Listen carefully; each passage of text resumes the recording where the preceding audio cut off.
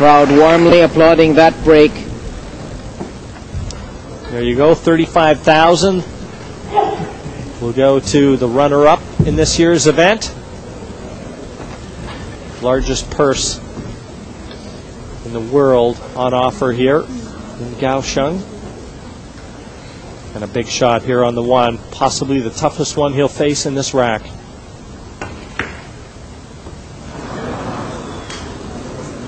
And just when we thought Cheng had ironed out all the kinks in his stroke, he tries a long thin cut on the one, and he hit that one very thick. That one hit the rail about an inch after contact. And I think he's left the edge of this one enough for Wu. Didn't really have ideal position on the two anyways. You said the thicker contact, but I think he can get through to enough of this to make it. And really, that's been the story of this match. Just when you think one player is starting to get into the ascendancy and seize the initiative, a mistake pops up, and we're back at level pegging. No, I didn't intend cannoning the four, and that's disaster. Ball in hand. And with ball in hand, well, I'll tell you what, he's got a couple options here. He'll have a quick look at the 4-9 combination, I'm sure, but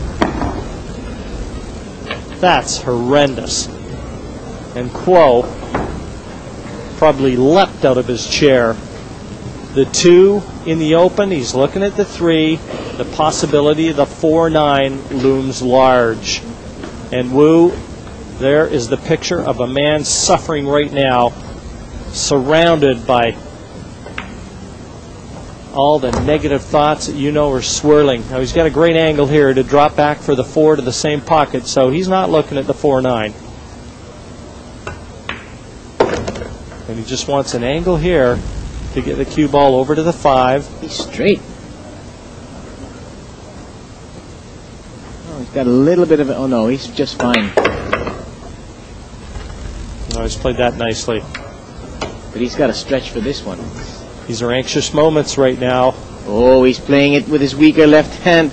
No, I think he's doing the right thing here by eschewing the left hand and going here for the rake. He wants to try and draw this back for the 6 to the top left corner, but this is a key shot. And I think he'll take that. It's going to be a difficult 6, but he looked awful unsteady with that rest. Now once again, he's thinking of the left-handed shot here. The nice thing about this, doesn't need to worry about position on the brown 7 at all. He goes for safety. How about that? How about that decision, Jim? Well, I'll tell you what, I think a lot of players would have attacked the 6. Obviously not too comfortable playing left-handed. I guess he didn't want to go for a second straight shot on using the rest. Didn't like his chances there. Well, he's also too clear the first time in the match, and he doesn't want to turn it over with a mistake. But he's allowed Wu back to the table. And funny things happen. For a moment there, it appears that the bad break on the scratch earlier in this rack was about to get negated, but instead that 6 climbs into a jaw, and it's left Cheng with a very makeable green 6.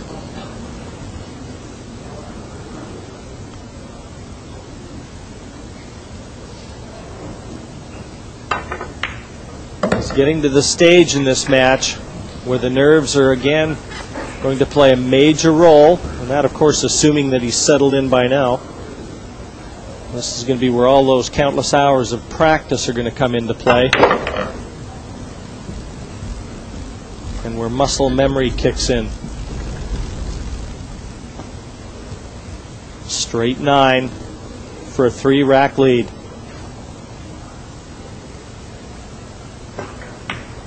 And it is assured now. 14-11, 25 are in the books here in Kaohsiung.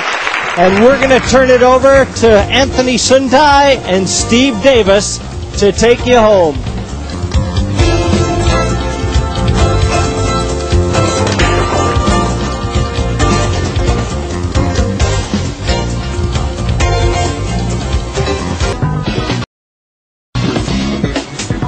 back to Taiwan, to Kaohsiung, I should say, and the Love River, which is rather a pleasant experience, I'm told, when the lights are on and it's glistening over the water. And at night time, it is a very cooling experience. At daytime, it is frighteningly warm. Now then, the German Grand Prix, next round of the Formula 1 World Championship. It is on Sunday, 24 July, Hong Kong time 7 o'clock, India time 4:30 p.m. It's on Star Sports. That is the next round of the Formula 1 World Championship. Well, here in the final of the Kaohsiung World Pool Championship, Cheng leads Chia, Ching 14 racks to 11. And both players have gone for a little bathroom break, so that gives everyone just a little bit of time to pause for a breath, because it really has been a very absorbing final.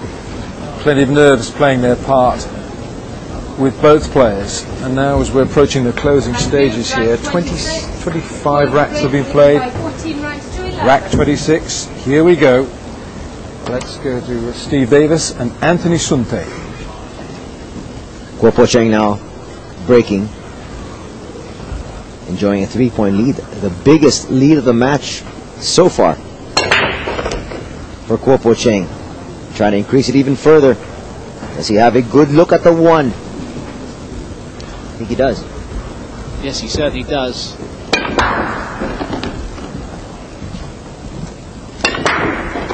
Both these players have obviously played better throughout the tournament to get here, and that is half the battle in producing your form to get to the final.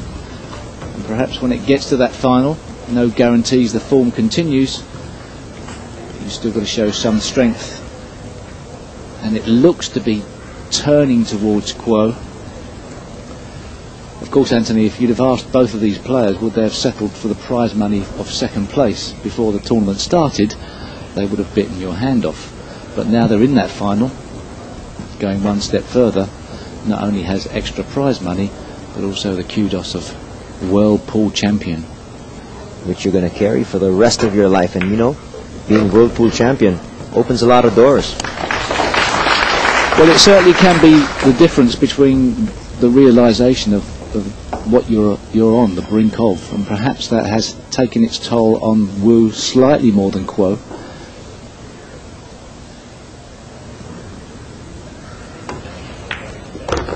It would have been, and still could be, a monumental feat for Wu to win the World Championship at such an early age.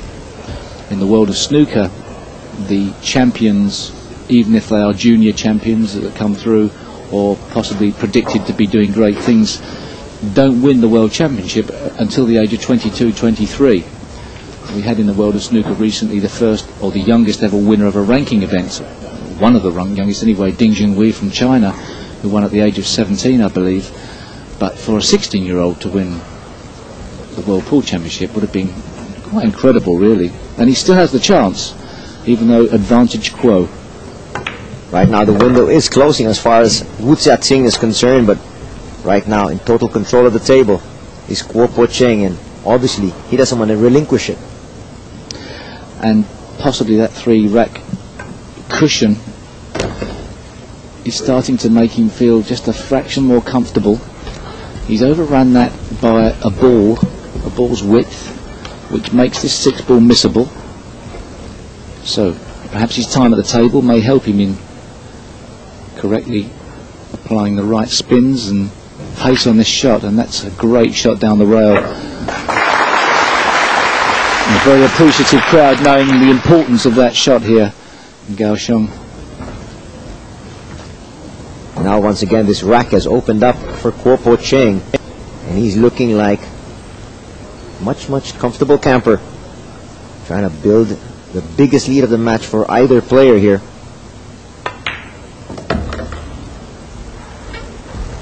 And still being